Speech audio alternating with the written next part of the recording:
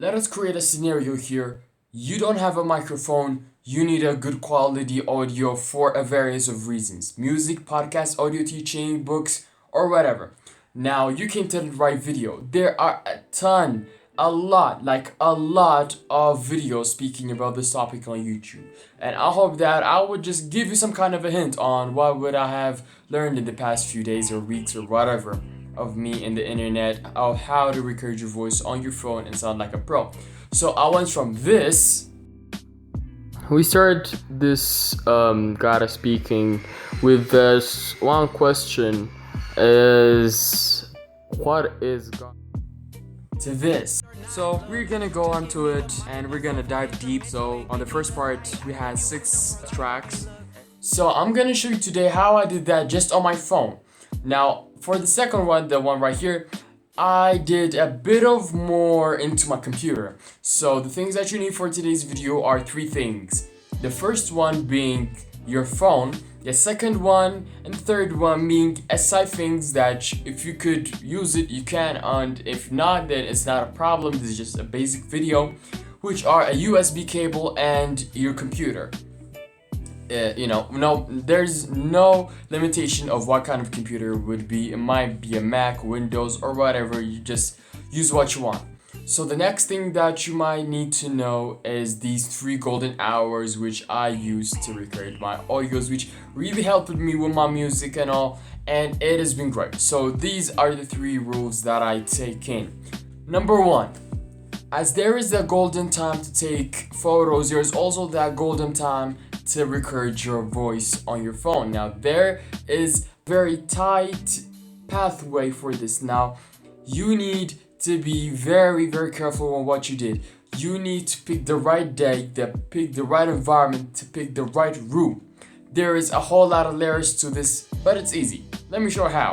This right here is the best example for the perfect time and the golden time to record your voice. This is a Saturday afternoon. Nobody is home. The neighborhood is quiet. There is no construction work. The sky is clearer as it could be. Like I can't show you guys right now because the curtain's a little bit dirty and I don't want to show off my dirty curtains. But this is an example of what type of time it should be for you to record your voice at. Sometime where nobody is messing with you. Nobody is putting a TV on so high volumes that it seems as if the voices are coming out of your head, and a time where things are just calm. You just have some time to think with yourself. Sometimes you don't stutter and all. Sometimes it's just all nice. So this is an example of what I call a golden time for me. Second thing about this golden time is about the environment or about the weather. If it is raining, if there's construction outside, especially construction outside, it killed me. My first audio teaching album, it was ruined because of construction, like right down the street. It was insane. They've been making a 3-story building and it sounded like they've been building a dam. It was too loud, I needed to scream my guts out just to be heard from a microphone. And where did I record it? In the laundry room, where I myself couldn't hear myself because how much echoes there. So you know how things went bad. So the next thing that I wanted you guys to talk about is about the time. So you need to be very careful about the time which you pick. On a sunny Sunday afternoon, nobody is home, no construction out there, the whole neighborhood is quiet as hell. Unless you live on the side of the street, that is gonna be very hard. If your house is right on the street, then the whole noise is from everything out there, from the businesses running here and there, it would be chaotic. But if your house is just a little bit right into the neighborhood and stuff like that, if there's not that much businesses like clubs or grocery stores or even phone shops are too loud. They have that big ass speaker blasting the music just like they've been a DJ their whole life. So that is out. So the second golden rule for me is about when you record. Now, there's one thing that I want to tell you guys. This is a trial and a trial work. You cannot expect to be making the perfect voice message or an audio clip from your first try, you need to try again and again and again. Even if you perfect that one audio clip, rename it so that it won't be lost with the other voice message that you got, the voice recordings that you got, and try to imitate it again if you could, outstand it. Or if not, then just have a backup for that one, We're no longer in the bedroom, now we're in the living room right here, sitting on a couch, this L-shaped couch kind of thing. And even though we can't record there for some reasons, somebody had to take a shower in the worst time possible. But I am gonna show you guys I could use this technique even in a big room as the living room. Now I could even hear my echo from here, and probably because I don't put music on the live demonstrations, you guys could see it too. But I'm just gonna show you guys how I do it. Okay, let me put the camera down.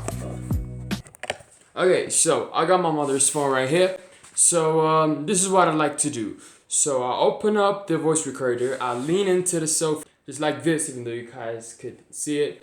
So when I record, I just put the mic right in front of my mouth, just like any time else. You don't just record like this when a mic is on this way, you're speaking this way, because that doesn't make sense, So what I like to do is just I rap or I sing or I record my voice just like this, but I give space between my mouth and the speaker because sometimes I spit when I talk, and I think I mentioned this earlier, but sometimes it just sounds weird and bad, and I don't really want that in my audio clips. So I just try to give much space as I can and talk as slow as I can, or maybe just keep the phone as away as I can and try not to do much of movements and stuff like that, because that would be a big of a problem. So okay, so I'm gonna load up the recorder real quick.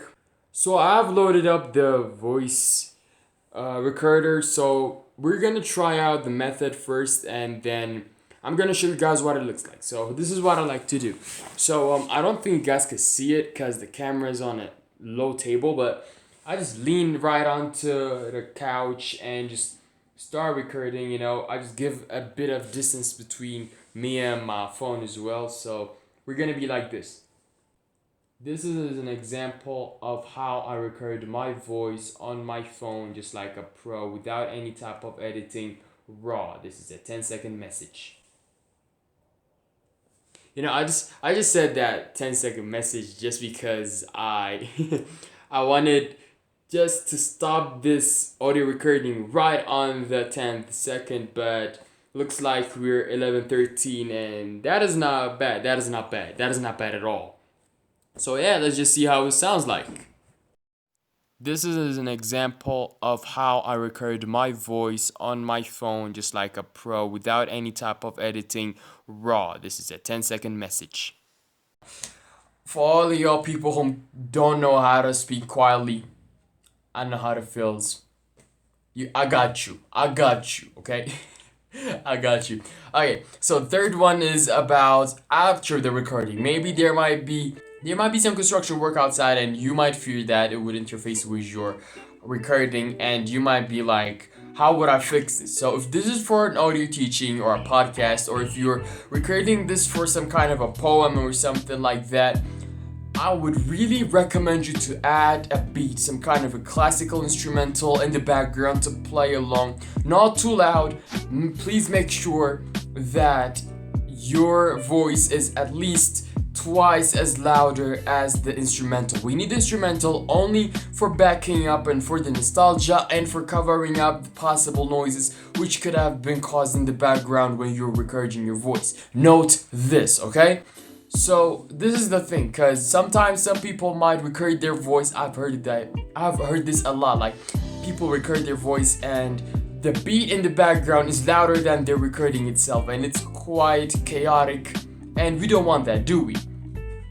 So I would recommend you guys to do that. So there are some applications on Android, because I use an Android, to fix this problem, and one of them being Audiolab, which is a very simple yet very efficient application. I use it all the time, and it is quite frankly the best.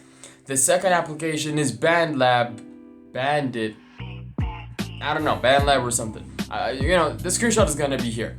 So this application is so awesome that it is just like the mini FL Studio mobile. You could literally make music and release it on this application. Now this is a whole new career. You might start a new social media application right there. You're not good at Instagram, well done. You might be good in BandLab, you know? So this is just a new opportunity for you. So the third application is not on your phone, it is on your computer.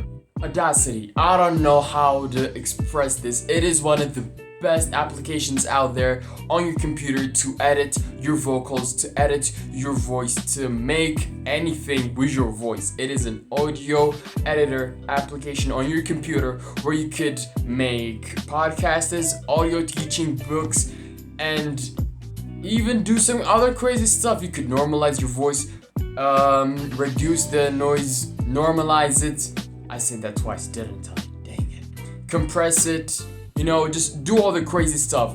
I did my second audio teaching album, which failed sadly on that application, and this is a preview of what I had done on it. What we use in the church, which has the basic Old and New Testament, but the 81 book has additional books plus another middle. Well, this is how crazy it got with it, and I just wanted to show you guys that this doesn't really have this doesn't have any limits, you know? You could do whatever you want with this application, and it is so by far the best application. So these are the three applications which I have for you. So this is how I really like to do it. This is how I edit my voice and do such kind of thing. Plus, after I finish everything, this is what I like to do. I like to save it in two ways. So if you're able, you could save your audio after finishing it all into MP3, or if you want something even fancier, you could use WAV. Because when you record your voice, it ends up being an MP4, and you don't want an MP4 because sometimes some applications don't use MP4, you know, they don't receive MP4 and they don't